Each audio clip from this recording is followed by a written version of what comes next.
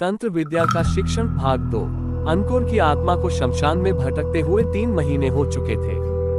गांव के लोग अब भी उसकी चीखें सुनते थे और कोई भी रात में उस ओर जाने की हिम्मत नहीं करता था। लेकिन गुरु सोमेश्वर जानते थे कि अंकुर पूरी तरह नष्ट नहीं हुआ था।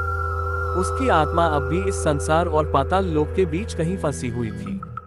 पर सवाल ये था, क्या उसे वापस लाया जा सकता था? आत्मा का बंधन। गुरु सोमेश्वर ने अपने पुराने शिष्य राघव को बुलाया, जो तंत्र विद्या में निपुण था।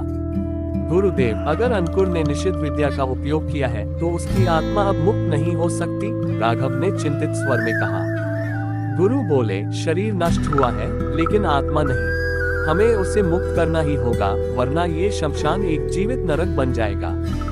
उन्होंने पिशाच मोचन तंत्र करने का निर्णय लिया, जो किसी फंसी हुई आत्मा को मुक्त करने के लिए किया जाता था।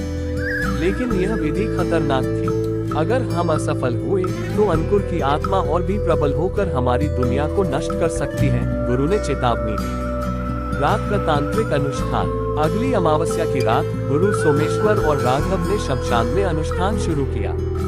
चारों ओर भारी अंधेरा था और हवा में अजीब सी गंध थी। उन्होंने त्रिकोणीय तंत्र मंडल बनाया, जिसमें बीच में एक काले धागे से बंधी अंकुर की एक वस्तु रखी गई, उसका चश्मा, जो उसकी आत्मा से जुड़ा हुआ था।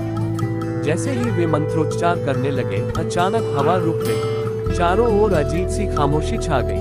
तभी हा, तुम मुझे यहाँ से निकालने आए हो, एक घिनौनी हंसी गूंजी। अचानक शमशान की बुझी हुई चिताएं अपने आप जलने लगी और हवा में राख उड़ने लगी। अंकुर की आत्मा प्रकट हो चुकी थी, लेकिन वह अब पहले जैसी नहीं थी। उसकी आंखें खून जैसी लाल थी और उसकी त्वचा जल चुकी थी। उसके शरीर से काले धुएं निकल रहे थे। गुरु, तुमने मुझे क्यों रोका? मुझे शक्ति चाहिए थी, मुझे अमर बनना था, अंकुर की आवाज गूंजी। गुरु बोले, अंकुर, तुमने तंत्र के नियम तोड़े, अब तुम्हें मुक्त होना होगा। अंकुर ने जोर से चीख मारी और हवा में ऊपर उठ गया। चारों ओर अंधेरा और गहरा हो गया। अचानक उसकी आवाज बदल गई। वह अब अंकुर की नहीं थी, बल्कि किसी और की थी। ये शरीर अब मेरा है। पिशाच का रहस्य। गुरु सोमेश्वर को अब समझ आ गया था, अंकुर की आत्मा पर किसी शक्तिशाली पिशाच आत्मा का कब्जा हो चुका था। राघव चिल्लाया, गुरुदेव, यह अंकुर नहीं है, ये किसी और की आत्मा है।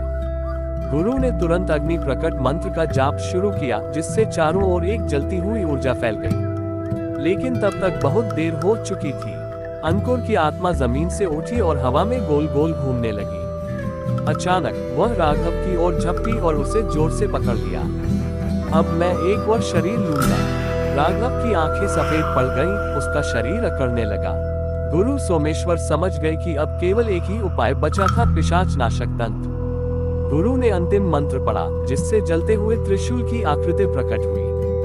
जैसे ही गुरु ने मंत्र पूरा किया, एक जोरदार विस्फोट हुआ। अंकुर की आत्मा जोर से चीखी और अचानक वहां से गायब हो गई। राघव बेहोश होकर गिर पड़ा। चारों ओर फिर से सन्नाटा छा गया।